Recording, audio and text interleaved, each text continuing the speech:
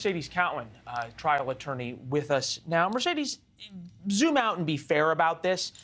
There was a lot of discussion during the Donald Trump trial that trying someone on a business records charge, that's the only charge, is highly unusual. How unusual is it to try an otherwise non-criminal, as Hunter Biden would be, and the top charge is this falsifying or lying on the form to buy a gun? To look at what he's been charged with, it's so important because the question that's a key of the prosecution, he signed when he filled out those forms for the firearm, are you addicted to illegal drugs? And he answered no.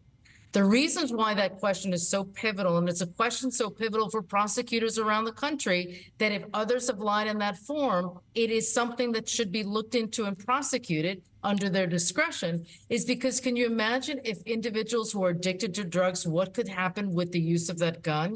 That's why it's so pivotal and so critical. And so if there are others who've lied on those forms, I urge prosecutors to really consider prosecuting those individuals. This should not be targeted prosecution. There's no evidence that this is a targeted prosecution. No, I understand that. I'm just asking, how usual is it that people are charged with this crime individually without any other crimes attached to it? Well, Leland, I don't know the anecdotal evidence behind that, but there's certainly a groundswell of support for looking to prosecute those individuals, simply because the dangers of owning a gun when you are addicted to drugs is exponential. And when you think about what. Well, no, I think we all understand that.